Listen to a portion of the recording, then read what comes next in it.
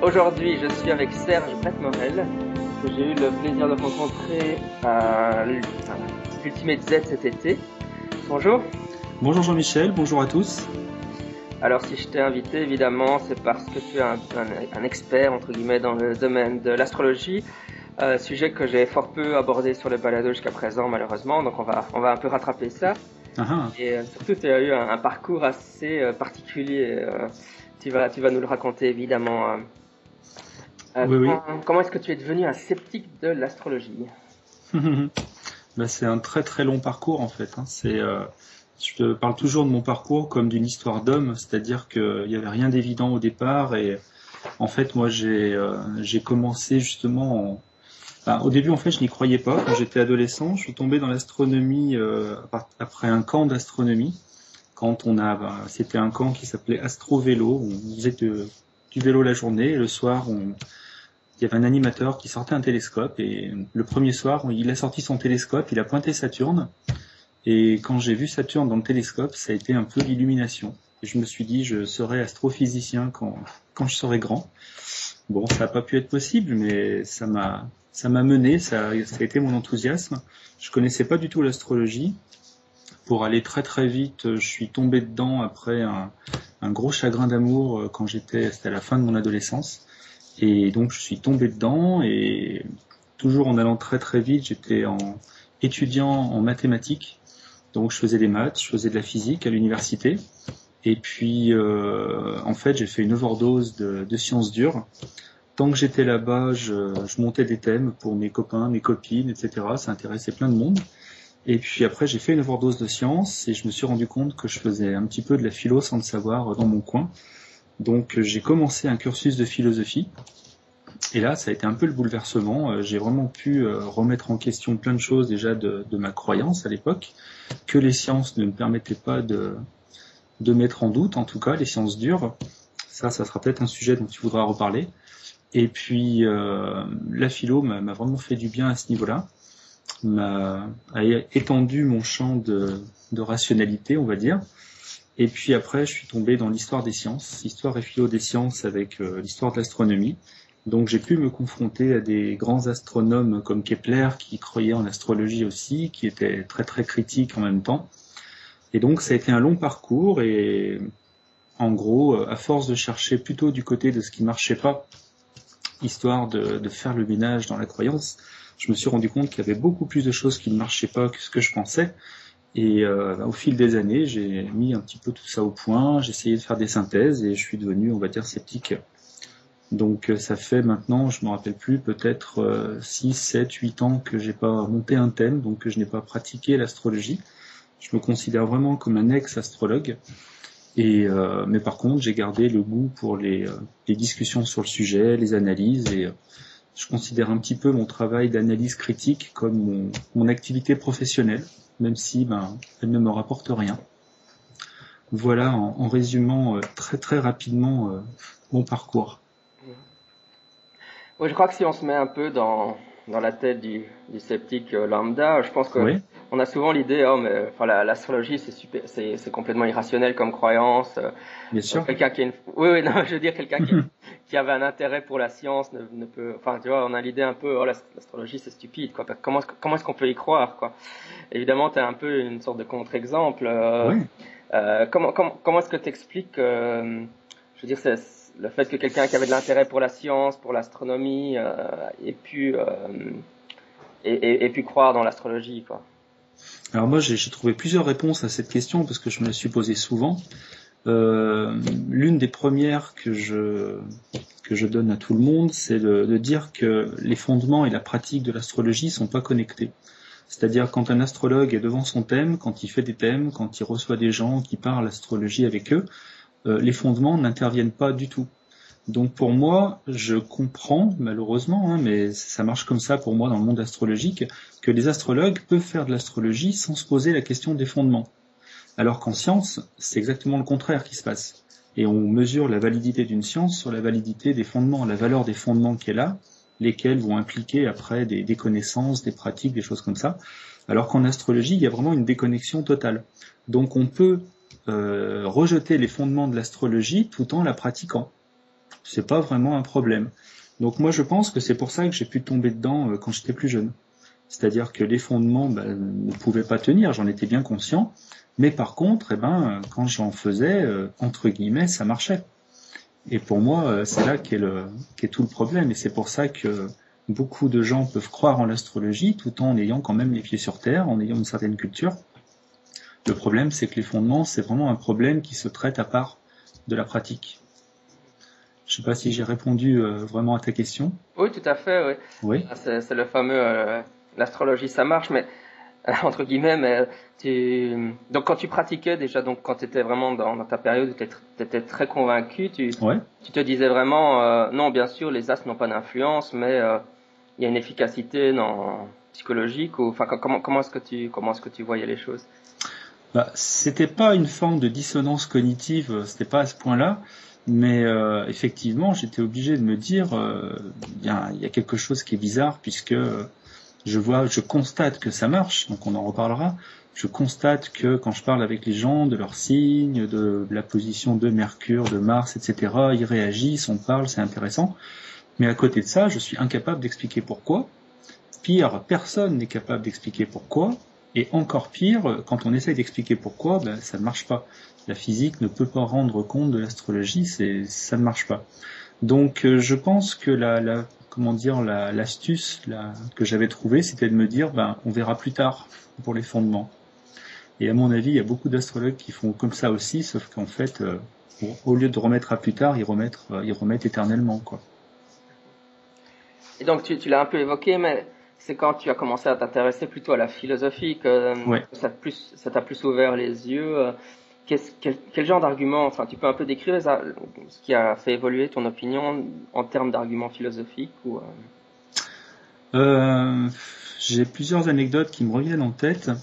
D'abord, c'est très étonnant pour un étudiant en sciences dures de tomber entre guillemets dans la philo. En plus, le hasard a fait que mon premier cours de philo à l'université, ça a été un cours de métaphysique sur le Timée de Platon. Et sachant que moi je venais de maths et de physique, j'avoue que ma première heure de philo, je me suis demandé où j'étais tombé. Je suis tombé dans vraiment l'opposé de ce que je faisais en sciences. Et en fait, heureusement, il y a plein d'autres choses en philo, dans les sciences politiques, la philo des sciences, etc. Et en fait, je me suis rendu compte tout simplement que je savais bien qu'il y avait d'autres croyances qui existaient, mais je pensais pas qu'il y avait eu autant de croyances différentes dans l'histoire. Donc là, j'ai pris vraiment du recul par rapport à ça, et je me suis rendu compte que celle qui était la mienne, c'était vraiment une parmi d'autres, d'abord. Et qu'en plus, si les critiques de ma croyance pouvaient me gêner, les critiques des autres croyances me gênaient beaucoup moins, mais il y avait régulièrement des arguments, finalement, que je pouvais m'appliquer. Et je pense que c'est un travail de fond, en fait, qui se passe, et au fur et à mesure, on se rend compte que les critiques des autres croyances s'appliquent aux nôtres. Donc en philo, on en fait tout le temps en fait, puisqu'on passe son temps à examiner les affirmations des uns et des autres, les raisonnements des uns et des autres, les fondements qu'ils donnent. En plus, là, on n'est plus dans les fondements physiques, mais dans les fondements philosophiques, on est dans la théorie. Et en fait, là, on est en plein dans le domaine de l'astrologie, ou plutôt l'astrologie est en plein dans ce domaine-là, puisque c'est de la pure théorie quand on entre dans les fondements. Donc, je me rappelle un jour être allé voir mon prof de métaphysique, et puis lui demander, vous êtes prof de métaphysique, et donc vous enseignez plusieurs systèmes de métaphysique, quel est celui en lequel vous croyez? Et il a éclaté de rire en me répondant, mais c'est pas parce qu'on enseigne la métaphysique qu'on est obligé de croire en un des courants qu'on enseigne. Et donc voilà comment petit à petit j'ai vraiment remis en question ma croyance, pris du recul, et puis après en étudiant par exemple la philosophie des Lumières ou des choses comme ça, on arrive vraiment de temps en temps dans des critiques à proprement parler de l'astrologie. Mais c'est quelque chose qui prend du temps en fait. On n'abandonne pas comme ça sa croyance, c'est vraiment petit à petit. Et peut-être que ce qui m'a sauvé entre guillemets, c'est que au fond de moi j'avais gardé quand même une habitude scientifique qui est que on peut se tromper, et ce qui compte c'est la démonstration, et si on nous démontre que quelque chose est faux, même si on y croit, il faut admettre que c'est faux. Et avec le temps, petit à petit, ma croyance a baissé. J'ai essayé un temps faire mien la démarche de Descartes qui avait décidé de différer son jugement en disant bon allez, je mets mes croyances de côté et j'essaie de tout remettre en question et on verra après. Et cette démarche aussi m'a permis de mettre un peu la croyance de côté, d'essayer d'être plus objectif, et puis de cumuler un petit peu les arguments et les argumentations. Mais si maintenant il y a quelqu'un qui écoute ce podcast et qui croit dans l'astrologie, parce que bon, tu as un site web sur le sujet, voilà, enfin t'es un peu. Qu'est-ce que tu lui dirais, quoi? Quels sont pour toi les arguments vraiment forts contre l'astrologie? Alors en fait, d'abord, j'ai pas l'habitude de développer des arguments pour montrer que ça ne marche pas, que ça n'existe pas, puisque c'est la meilleure façon de braquer l'autre. Donc je préfère plutôt lui demander lui pourquoi il y croit, et puis comme ça, on part dans sa direction à lui et on démonte petit à petit. Donc ça, c'est pour dire, je m'y prends pas comme ça. Après, il suffit il y a tellement d'exemples en fait. En fait, il y a soit on peut montrer qu'il n'y a pas de moyen de justifier pourquoi ça marche. Le problème, c'est que l'absence de preuve n'est pas la preuve de l'absence, donc on tourne en rond. Après, par contre, il y a de vraies contradictions. La meilleure, moi, celle que je préfère donner, qui est très humaine, c'est toujours en termes d'anecdotes, comme j'ai fréquenté beaucoup le milieu astrologique, j'ai vu parfois des astrologues, donc professionnels, comme tout le monde, se tromper. On se trompe de date de naissance, on mélange les chiffres, on se trompe d'heure, etc. Et puis, on s'en rend pas compte et on commence à pratiquer, à faire l'analyse comme si c'était la bonne date. Et évidemment, j'ai envie de dire, ça marche bien. Et le problème, c'est quand on commence à donner ces textes aux camarades, ou alors qu'on met ça même sur un site internet, etc., on fait des interprétations, jusqu'à ce qu'il y ait quelqu'un qui nous fasse remarquer qu'il y a un problème dans l'heure ou dans le jour. Donc résultat, les positions changent, et là, moi j'ai vu des astrologues très très embêtés, évidemment, c'est le moins qu'on puisse dire, se rendre compte que ce qu'ils avaient fait, ça marchait super bien, mais c'était faux. Donc là, ils savaient plus comment réagir. Donc la première quand même réaction, c'est de chercher des points communs entre les deux dates, en se disant il y a peut-être des configurations communes qui sauveraient mon interprétation. En fait, c'est très très limité, ça arrive rarement, donc il y a un moment, ils sont obligés de reconnaître qu'ils se sont trompés. En général, on passe vite à autre chose, et puis d'autres se remettent vraiment en question. Bon, ça dépend des profils. Donc ça, c'est l'exemple type que je donne pour dire l'astrologie, ça peut marcher même avec une fausse date, et pire, un professionnel peut ne pas s'en rendre compte. Donc voilà, ça c'est pour moi l'un des arguments très forts contre la validité de l'astrologie. Et ça permet de faire la distinction entre ça marche et c'est vrai. Voilà, après des arguments, on peut en trouver des dizaines, donc tout dépend dans quel domaine on va en développer. Oui, mais donc peut-être aborder, voilà, ça marche, mais ça veut pas dire que le modèle qu'il sous-tend est vrai. Mais la plus comment est-ce que, les gens, la question qu'ils vont poser, c'est comment est-ce que ça marche alors? Comment est-ce que ça se fait que les gens puissent être convaincus que le thème astrologique est vrai alors que c'est pas vrai. Alors, qu'est-ce que ça veut dire? Ça marche, justement. Donc, ça peut marcher de plein de façons différentes. Je dirais, il y a les bons, entre guillemets, ça marche, et il y a les mauvais, ça marche. D'abord, pour un astrologue, ça marche quand on peut trouver ce qu'on appelle une correspondance.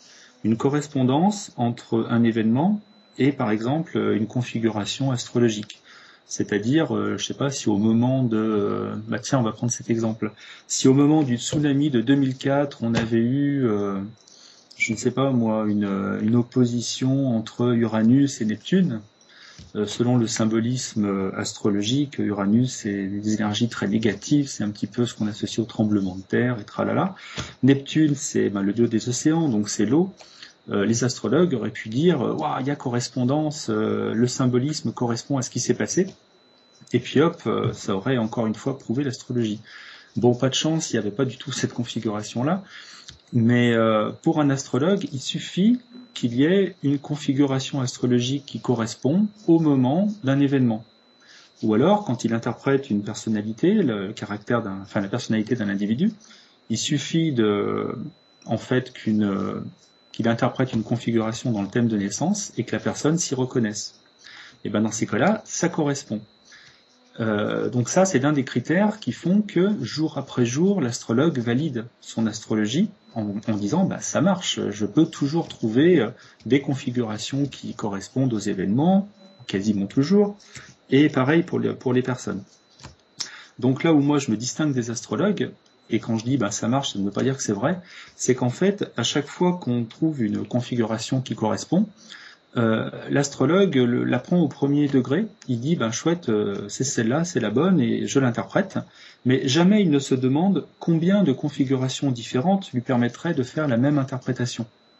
Et en fait, les symboles astrologiques sont tellement plastiques, et qu'on peut tellement les étendre, en faire un peu ce qu'on veut, que pour chaque configuration dans une situation donnée, en fait, on peut en trouver 10 autres, une vingtaine d'autres, etc., qui marcheraient tout aussi bien pour interpréter.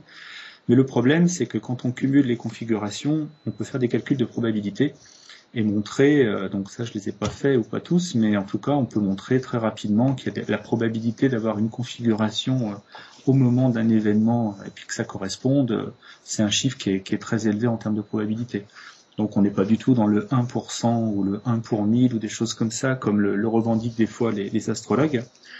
Et j'ai perdu un petit peu le fil, mais voilà, c'était pour dire que ça peut marcher, c'est-à-dire que grâce à l'astrologie, on va avoir quelque chose à dire sur un événement, etc., parce qu'à ce moment-là, il y avait une configuration, mais on va pas se demander si il y avait peut-être 2 chances sur 3 ou 3 chances sur 4 de trouver la configuration. Tout simplement parce que le système astrologique est complexe. Voilà.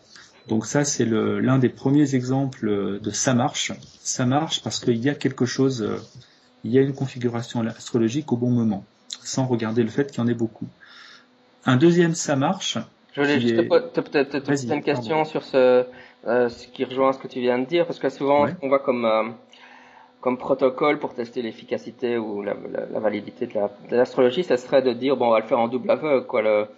Si l'astrologue ne voit pas la personne devant lui, ne sait pas ce qu'il est supposé en fait trouver en termes de personnalité ou d'événement, si on ne lui donne que la date de naissance, évidemment ça revient du hasard, quoi. Est-ce que tu as l'impression que c'est, enfin, comme moi je connais pas l'astrologie, tu penses que ce genre de protocole tient la route? Je veux dire, si on donne juste la date de naissance ou la date d'un événement, l'astrologue ne saura pas en faire grand-chose, il va taper au hasard dans toutes les interprétations possibles.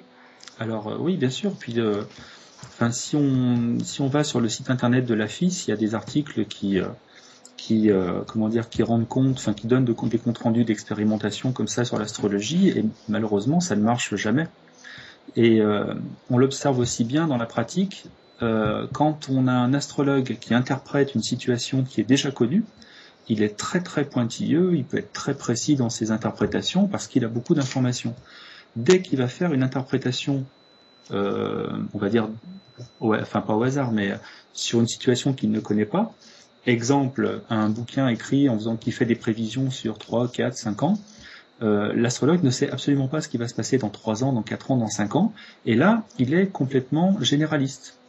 Donc ça revient. Donc pour moi, c'est dans la pratique, on retrouve bien ce qui explique que l'expérimentation rate. Et effectivement, dès que l'astrologue n'a pas d'informations sur la situation, il est pris par la complexité de son système.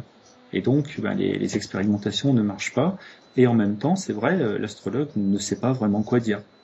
Donc, il va essayer de hiérarchiser un petit peu ses interprétations, mais on reste quand même dans le hasard. D'ailleurs, quand on demande, pareil, c'est sur le site de l'AFIS, on trouve ça. Quand on demande à des gens de retrouver des descriptions d'eux-mêmes faites par un astrologue, à partir donc des données de naissance, l'astrologue n'ayant pas rencontré la personne, en fait, on lui demande de choisir entre son portrait et 1 ou 2 autres portraits, et dès qu'on multiplie l'expérimentation, on tombe toujours dans les chiffres du hasard. C'est-à-dire que si la personne a à choisir entre 2 portraits, on va tourner autour de 50% de réussite. Si elle a à choisir entre 3, on va tourner autour de 33%, etc. Donc de toute façon, en termes de protocole, on a essayé, mais ça marche pas. Mais c'est le fameux, en tout cas face à un ou une cliente, C'est l'idée que l'astrologie, finalement, enfin le thème astral ne serait qu'un support à la lecture froide. Oui. Enfin, t'as aussi cette impression-là de ta pratique. Finalement, on utilise ça comme on pourrait utiliser les feuilles de thé ou n'importe quel support de voyance, quoi. Mais on fait juste de la lecture froide, finalement. Alors, oui, moi j'ai vraiment cette approche, et je vais même dire c'est pire que ça, c'est même, on n'a même pas besoin de l'astrologie. Moi, ça m'est arrivé de croiser des astrologues qui me disaient que dans la plupart de leurs consultations, en fait, les gens viennent pour des problèmes, soit bénins, soit mineurs, soit très très habituels. C'est des problèmes de cœur, des problèmes de travail, évidemment, des choses comme ça. Et en fait, finalement, ils me disaient que dans leurs consultations, souvent, ils faisaient du conseil. Donc, ils conseillaient les gens, un petit peu comme on le ferait avec des amis, et sans même avoir forcément recours à l'astrologie. Il n'y a pas besoin. Souvent, les peines de cœur, c'est un petit peu toujours les mêmes mécanismes qui reviennent. Et l'astrologie est un support, mais c'est même pas forcément un support nécessaire. Et on en arrive au deuxième ça marche que je voulais donner tout à l'heure. Le deuxième type de ça marche, c'est quand justement on fait un thème de naissance et qu'on interroge, qu'on le développe avec la personne en face de nous. Donc ça permet de porter des jugements sur la personnalité d'un individu. Quand on porte un jugement, la personne a plusieurs façons d'y réagir. Soit elle se reconnaît, soit elle se reconnaît pas. Et quand elle se reconnaît pas, soit elle est indifférente, je ne sais pas, soit elle est opposée. Dans les trois cas, donc, il y a des réactions différentes, mais dans les trois cas, c'est productif. C'est-à-dire que la personne va être amenée à discuter, à argumenter, et l'astrologue va discuter avec elle un peu de ce qu'elle est, de ce qu'elle n'est pas, de ce qui va pouvoir se décliner après entre ce qu'elle pourrait être ou ce qu'elle aurait pu être. Ça dépend des astrologues. Et finalement, un petit peu comme un grand brainstorming, je compare beaucoup l'astrologie à ça, c'est-à-dire un procédé qui permet de générer des idées, plein d'idées, et la personne, même si elle n'y croit pas, peut repartir avec des nouveaux questionnements sur elle-même, sur les autres, sur le monde, sur la vie, etc. Et donc, elle gardera le souvenir que l'astrologie lui a permis de se poser telle question à laquelle elle n'avait pas pensé, etc. Et après, elle pourra garder le souvenir que ça marche, entre guillemets. Alors que finalement, c'est pas forcément l'astrologie qui lui aura fait se poser des questions, mais c'est l'astrologue. Tu vois ce que je veux dire? Oui, c'est un peu, c'est aussi l'astrologie comme support, mais pour des réflexions Oui. peu philosophiques comme ça. Voilà. Mais pour la personne qui ne connaît pas du tout l'astrologie et qui a consulté, si elle repart avec l'idée que ça lui a servi à quelque chose, pour elle, c'est un critère de validation. Alors qu'on n'est pas du tout dans un critère de validation scientifique, bien sûr. Puisqu'il y a l'astrologie d'un côté, mais il y a l'astrologue de l'autre. Et l'astrologue a l'habitude de recevoir des gens, de donner des conseils, il connaît l'âme humaine, etc., etc. Donc on ne peut pas en tout cas valider l'astrologie sur la réussite de la consultation, tout simplement. Oui, de toute façon, c'est des problèmes très communs aux psychothérapies finalement. Hein. C'est les effets du thérapeute, indépendamment de la psychothérapie utilisée, quoi. Ouais. Si le mec est un tant soit peu chaleureux, à l'écoute. Bien sûr, bienveillant. Voilà. Très bien. On est en plein dedans, oui. Moi, c'est vrai que je suis pas du tout psychothérapeute. La psycho, je connais de très très loin. Je suis pas du tout spécialiste, donc c'est vraiment mes constats à moi. Et puis des fois, ça rejoint effectivement. Ouais, je ne sais pas si tu voulais évoquer un peu comme dans cet épisode, un peu d'introduction au sujet de l'astrologie, quelques-uns des arguments contre les bases, pas contre le ça marche, mais contre les bases physiques, quoi. Pourquoi est-ce que l'astrologie peut pas être vraie? Pourquoi est-ce qu'il y a pas pourquoi est-ce qu'il pourrait pas y avoir une interaction entre les astres et le comportement des gens? Alors en fait, la différence avec il y a quelques siècles, c'est que maintenant on connaît quand même pas mal la physique des astres. Donc autant avant on faisait des hypothèses et puis on pouvait pas les vérifier de toute façon. Autant maintenant, il suffit de faire un petit peu par élimination. Donc si on prend la planète Mars par exemple et qu'on se pose la question, quel effet pourrait-elle avoir sur nous? On n'a pas 36 possibilités. On n'en a que quelques-unes qui s'offrent à nous. Donc ça c'est ces questions-là ont été déjà très très abordées par tous les sceptiques. et on démontre rapidement que ça ne peut pas marcher. Donc les deux causes principales qu'on invoque, c'est la gravitation et le rayonnement, puisque la gravitation, c'est quand même la force qui relie tous les astres entre eux, qui à grande échelle en tout cas fonctionne. Et quand on calcule la force de gravitation qu'exerce Mars sur n'importe lequel d'entre nous, elle existe bien sûr, mais elle est tellement faible qu'elle est très très inférieure à d'autres forces de gravitation qui s'exercent sur nous de la part d'autres objets ou même d'autres personnes. Si vous avez un passant qui dans la rue, qui est à quelques mètres de vous, même à quelques dizaines de mètres de vous, on peut calculer la force de gravitation qu'il exerce sur nous-mêmes. Elle est supérieure largement à celle qu'exerce la planète Mars. Donc, moi je sais que l'un des arguments qui m'avait beaucoup gêné de la part des sceptiques quand j'y croyais encore, donc c'était relatif à ça, il y en avait deux en fait. Le premier, c'était que le médecin accoucheur exerce beaucoup plus de force de gravitation sur le bébé qui naît que n'importe quel astre, ce qui pose problème quand même si on essaye de justifier l'astrologie de naissance par la gravitation. Le deuxième, qui est le même, c'était que à Paris, par exemple, la tour Eiffel exerce une force de gravitation sur les Parisiens bien supérieure à celle de n'importe quel astre. Donc ça, c'est le premier argument, je dirais fort, et qu'on donne contre la possibilité que la gravitation puisse justifier l'astrologie, en tout cas l'action d'un corps, d'un astre sur le corps d'un individu.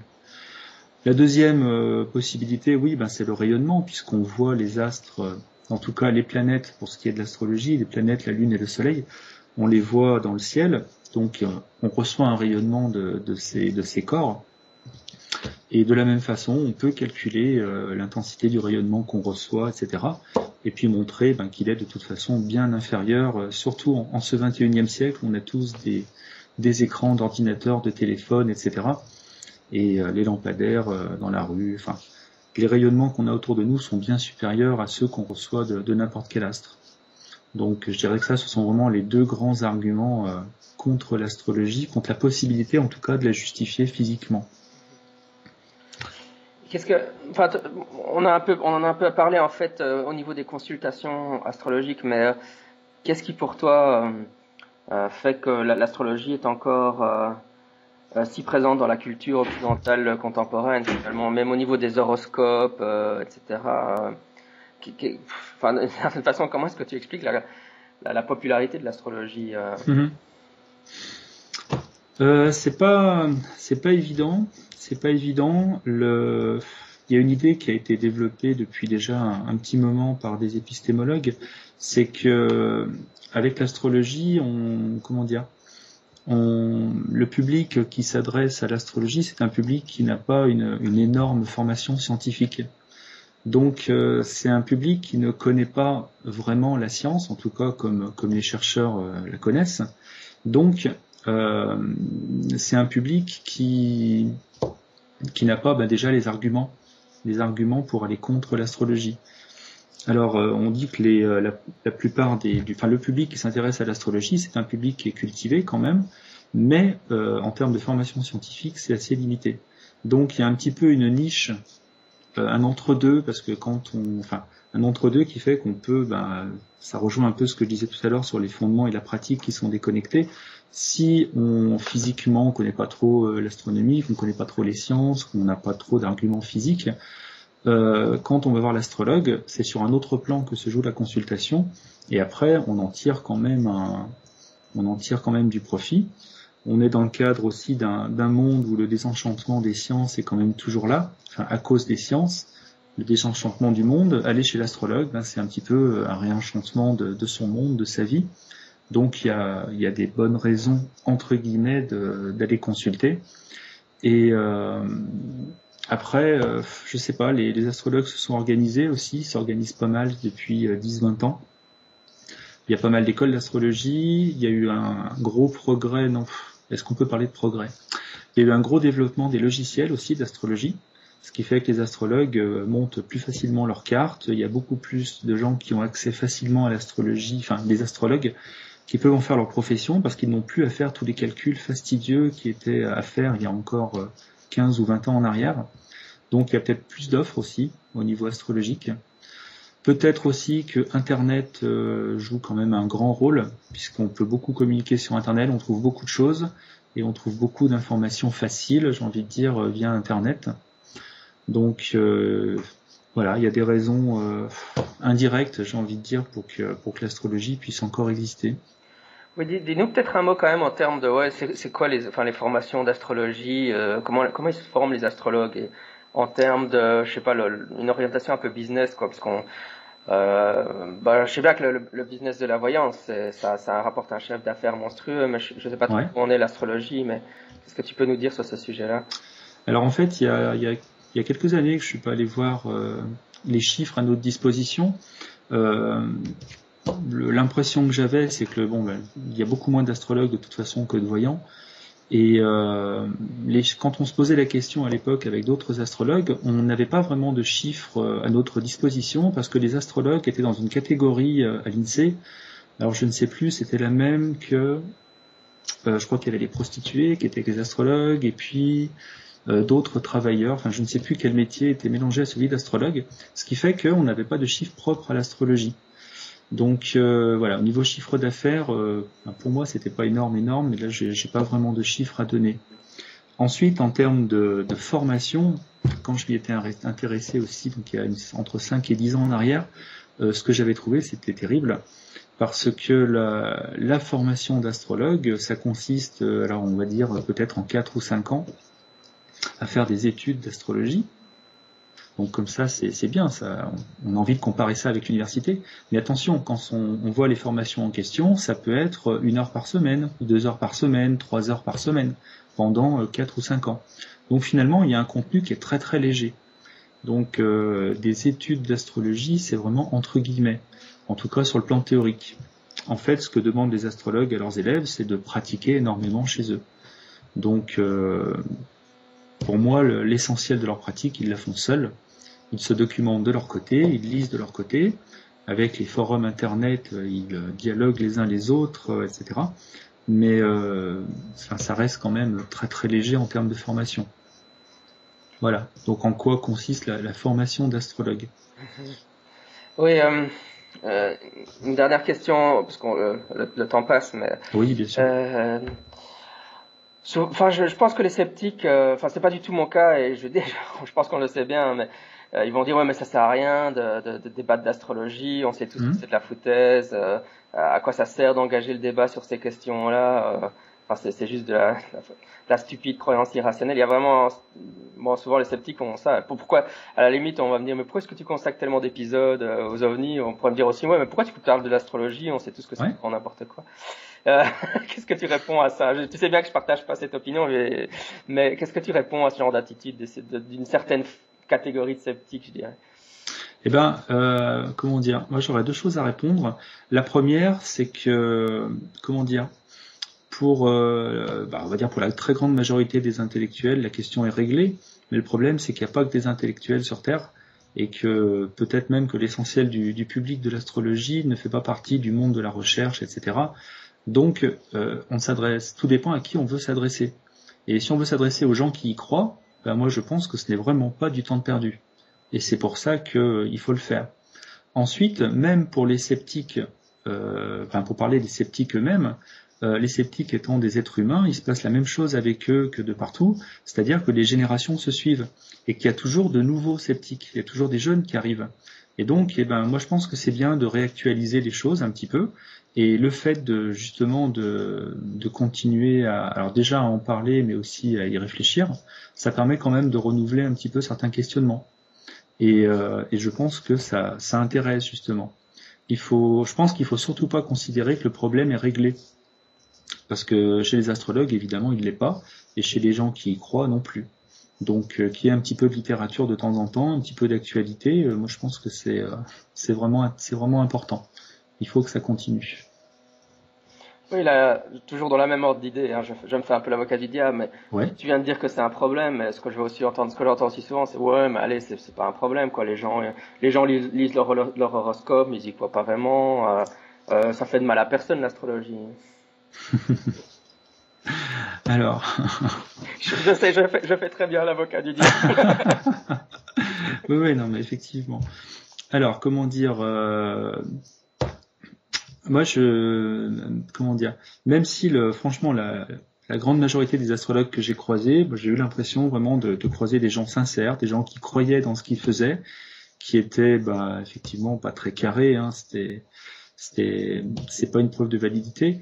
Et je pense qu'ils font du bien autour d'eux, quelque part, pour certaines choses. Mais le problème, c'est que il y a aussi des effets très négatifs. Les psychologues, notamment, parlent d'aliénation mentale ou des choses comme ça. Tout simplement, quand quelqu'un va consulter un astrologue, il peut vraiment aller consulter n'importe qui. Il y a vraiment de tout chez les astrologues. Il y a vraiment des autodidactes. On se demande comment ils font même pour pratiquer, quoi. Quand on connaît un peu le sujet, on peut même pas parler avec eux. Et puis il y en a d'autres qui sont un petit peu plus cultivés. Mais quand on va voir un astrologue et puis que l'astrologue nous conseille et qu'il nous dit oui, c'est parce qu'il y a Mars qui traverse votre maison 10 que, le problème, c'est qu'à un moment, on repart avec des questionnements. Certains peuvent nous être utiles, mais certains peuvent justement nous être très néfastes. Et donc, il y a des milliers de consultations chaque année, je ne sais pas combien chaque jour. Et moi, ça me gêne de me dire qu'il y a plein de gens qui repartent avec des mauvaises questions, qui se posent des mauvaises questions, qui, au lieu de s'émanciper de leurs problèmes, parfois, au contraire, en restent prisonniers. Et moi, déjà ça me gêne. L'autre chose qui me gêne énormément, c'est la présence des horoscopes toujours dans la presse. Je comprends pas comment ça peut rester, comment ça peut continuer d'exister.